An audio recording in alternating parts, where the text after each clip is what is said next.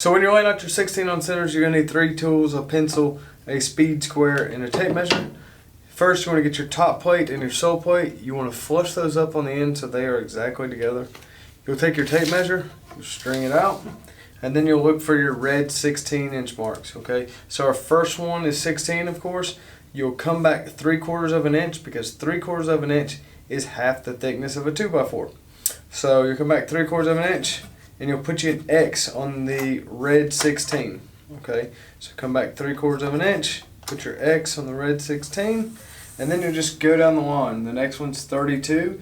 You come back 3/4 of an inch to 31 3/4, and then you put an X on 32. The reason why I'm putting this X on here is that denotes what side of the line the 2x4 goes on. So when you are ready to start nailing, this is just a little scrap 2x4.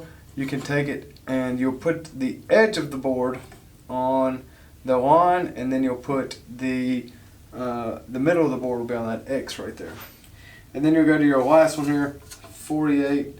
So we'll go subtract 3/4 of an inch to 47 1/4 on both top and sole plate. Put your X on 48. Once you got all of your lines marked out, you can come back with your speed square. Double check, make sure, since you're already down here, check to make sure your boards are still flush. And then you can start drawing your lines, okay? So you'll come back and you'll draw all of your lines. And then that way you have a good straight line to line it up with your board.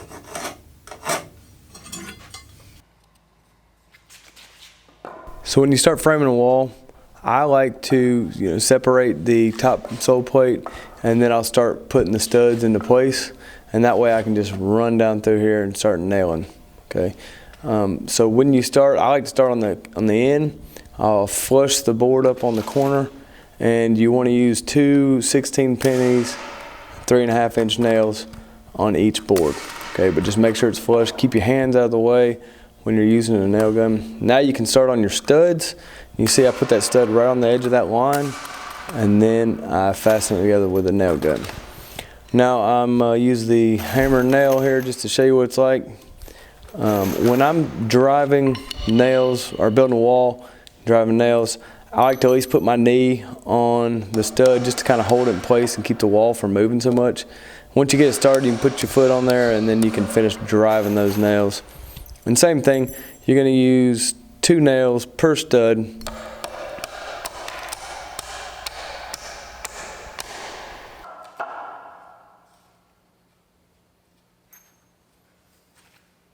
So once I get to the end right here, this is a odd measurement wall. It's 50 inches.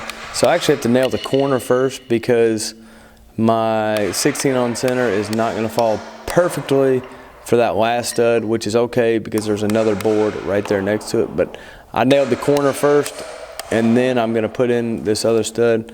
And as you can see, that's why I put my foot on it, because the wall kind of wants to tend to walk away, especially a smaller wall like this little knee wall. If it's a larger wall and you're on a wood surface, it usually doesn't kind of walk away with you on it because it's grabbing on that wood surface. And once you get all the top plate done, you can start working on the sole plate, and you'll just repeat those steps. Just go down through there, nailing away. 2 nails per stud.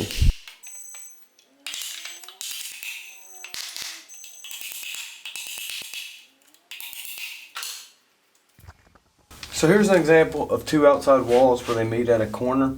This is the wall I just framed up. As you can see, it's perfectly 16 on centers. That stud falls right there in the middle of 16. Okay. When you're framing your outside walls, you must account on 2 of the walls at the corners. You must account for this 3.5. Okay. If you look right here, you can see where my 16 on center falls. Okay. It does not fall on that stud. It's 19.5. You must account for that 3.5 inches. So what you'll actually do on this first stud is you'll go to 12.5 and then come back to 3/4 of an inch, which will be 11 3/4, and you'll put your X there.